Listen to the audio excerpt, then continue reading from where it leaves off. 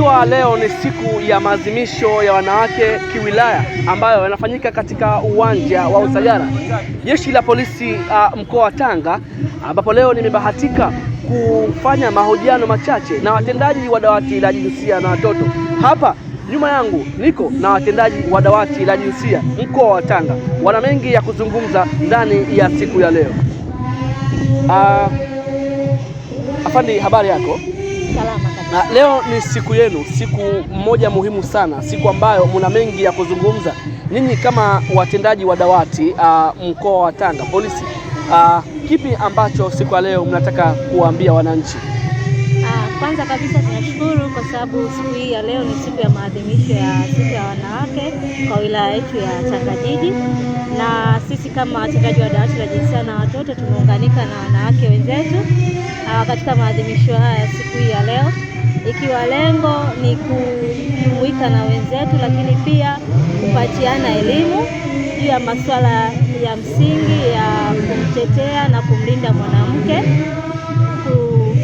kupinga ukatili wa kijinsia dhidi ya wanawake na watoto, lakini pia kuilinda jamii yetu dhidi ya mmomonyoko wa maadili ambao kadri siku zinapozidi kwenda jamii imekuwa ikikengeuka na mwisho wa siku tunaopewa lawama ni wanawake. Kwa hiyo tuko kwa ajili ya kutoa elimu na kuwafanya jamii ielewe kwamba mwanamke ana jukumu lake, lakini pia kama familia wanaume pia wanapaswa kujumuika nao katika kulea, katika kusababisha tujenge nchi yetu yenye vijana na jamii iliyosimama. Unahisi wale ambao wanafanya vitendo vya ukatili, nyinyi kama dawati la jinsia, ni hatua gani ambazo mnazichukua? Hatua mbalimbali zinachukuliwa.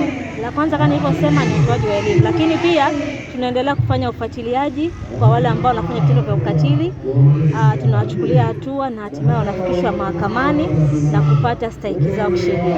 Wako baadhi yao ambao huogopa huwa na hofu ya kuja kuripoti baadhi ya matendo ama vile vitendo ambavyo wanafanyiwa baadhi ya watoto vya ukatili.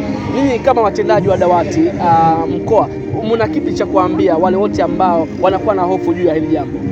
Sisi tunaendelea kutoa wito katika jamii kwamba waache uoga na waweze kufika katika vituo vya polisi kutoa taarifa. Sio lazima ufike kituo cha polisi, lakini kwa mfano kama ni mtoto au mwanamke na unamwamini mtu fulani anaweza kukusaidia, basi peleka taarifa yako ili sisi tuifanyie kazi kwa haraka.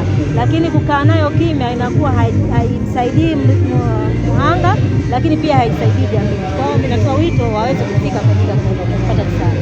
Wito wako kwa ujumla ni upi?